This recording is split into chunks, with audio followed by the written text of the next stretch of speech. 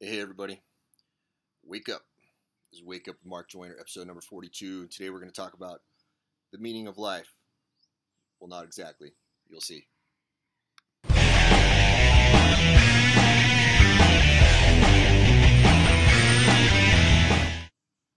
Okay, I couldn't resist.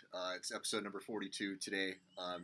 There's a literary reference I'm making there that some of you sci-fi nerds will get. You guys can comment if you know what I'm talking about. It's not really what I want to talk about today. Well, maybe it is. Maybe it is. Maybe I am going to talk about the meaning of life.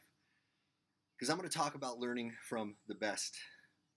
If you want to be the best, you got to learn from the best. You've heard people say that, but you need distinctions. You need extra distinctions. There's more to know.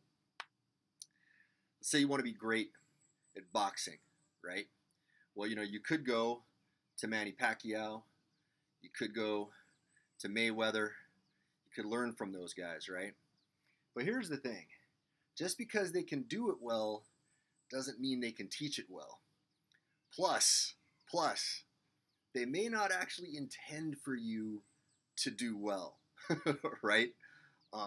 They might think in the back of their minds, well, this guy could be my competitor. So who trains Manny Pacquiao? There's a dude named Freddie Roach, who was a very, very good boxer, but is now known as a great trainer, okay? Now, I think you kind of need both of these things, right? You need to watch the guy who's great. You don't necessarily want to ask him for advice. You want to know how dirty it can get? Go watch Pumping Iron with Arnold Schwarzenegger. Thomas Sangberts and I were talking about this the other day, and just how miraculous this exchange was, and this relationship between these guys was. So Arnold Schwarzenegger is talking behind the scenes about who his real competition is, and among his real competition was his best friend and training partner Franco Columbu. And Arnold says, essentially, he says, I'm not too worried about Franco because Franco looks up to me like I'm the daddy, and he always comes to me for advice on the day of the event. And if it comes down between me and Franco, it's nothing going to stop me from giving him the wrong advice. Okay, I was going to put on my Arnold accent there, but all right. So apparently they're still friends, but think about that, man. That's how deep the sabotage can go when you're in the competitive arena. The guy's even willing to sabotage his best friend. Why? Because it's competition, right? So you got to watch the guy who's the best in a different way. Now, the guy who makes it his reason for existence to be the trainer, now that's the guy you want to spend most of your time with. Now, there is a third class of people that you can go to, and these are your students. Okay, and I'm going to give you some examples of all three of these. You actually need to learn from your students sometimes. And in fact, if you don't, you're making a big mistake. And you'll understand why I say that here in a second. So I am about to go learn some public speaking tricks from a guy who was kind of like a combination of a Manny Pacquiao and a Freddie Roach. He started out as one of these great pitchmen of legendary renown, and then over time has morphed himself into the guy who becomes the great trainer of speakers, the guy who can teach people how to close in front of the room better than anybody else. This man's name is Joel Bauer. I have been fortunate enough over the last few days to become friends with this guy. I think it's fair to say, and in very short order, we gelled really fast, and it turns out that he has a training coming up here in Singapore that starts in 2 days. So I said, what the hell, let me get up there. I've been meaning to meet this guy for the longest time anyway. My wonderful business partner, Melvin So, has been, he's the guy who organized that, and he linked us up together, and I'm very, very grateful for that. He is also a student of Joel Bauer's. So I'm going off to learn from a guy who is obsessed with making speakers great. And I tell you what, this guy's got heart, he's got work ethic, he's got intelligence, knowledge, depth, and he has systemized his stuff to a point where he can take people who are not already good public speakers and turn them into profoundly good public speakers in this very, very short experience that he's organized together. Now, I want to tell you something about that. So they said, hey, when you get there, we're going to give you the VIP treatment and all that. The organizers, of course, know who you are, and they're going to. And I said, look, that's wonderful. I want to be treated well. It's marketing tip here. It's smart to be pre-framed in front of the room. There's going to be a lot of potential business in that room. Thumbs up for all that. I'm super grateful for them, to give me that kind of treatment, because that's only going to help, the perception, there are going to be people in that room who don't know who I am. And then when, I get treated well, if I get the VIP treatment, they're going to see me differently. They're going to see me differently. It frames the way they perceive me. And that's extremely important. Maybe the most important thing there is in all persuasion. But I said, look, I want to make something really clear. I am there to learn at this event. Treat me well. I want that benefit. But if I'm going to go there, I'm going to play full out.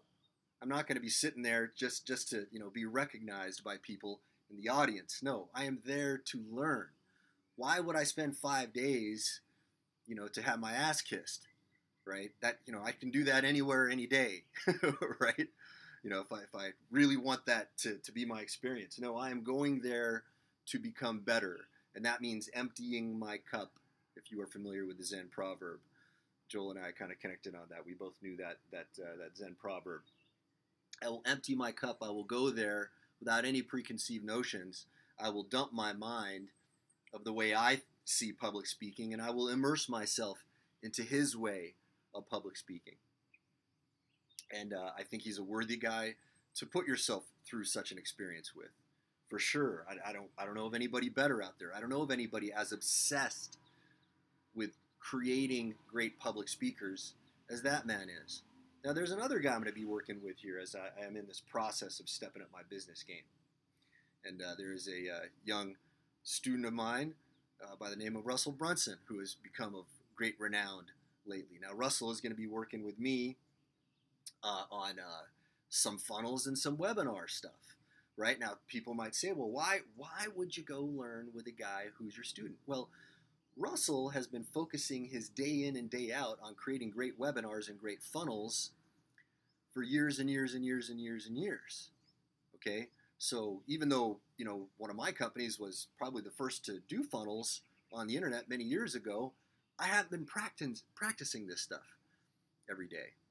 I haven't been practicing it. Russell is obsessed with building great funnels, with making great webinars. He's obsessed with helping other people do that. I'm an idiot if I don't go seek out his help. Remember in the last session we talked about the ego. If I were to go to these people and go there with the intention of having my ass kissed, or of not letting go of the fact that there are people out there better at things than I am, right? There are people out there better than every single thing I do in my life out there. I want to seek those people out, and I want to learn from them. And that requires shutting off the ego. If you don't do that, you're in serious trouble. I'll tell you another final story to close this out. It's an interesting thing. I was having this conversation with McBilly C. and Preston Schmidley, and they were teaching me some Facebook advertising stuff. And so McBilly asked me, he says, do you understand how the pixel works? And everybody laughed, right? Because they know I invented the tracking pixel, right? But then I said, look, in McBilly's defense, that's actually a great question. The Wright brothers invented the airplane, but that doesn't mean they know how to fly a jet, man. Okay? Facebook has done things with the tracking pixel that are way, way beyond what we originally did. They got all kinds of intelligent logic built into this thing now. There's an artificial intelligence behind that pixel. And if there is a man or anybody who knows how that works better than I do, I'm going to listen to them. I'm going to listen to them. And I'm not going to sit there and allow my past experience to color any of that, or to rob me of the experience that I will be having by paying attention to these people who are very, very worthy of getting attention. All right, guys, that's it for today. For the next few ones, you might see me in different locations as I travel around, but I will see you tomorrow.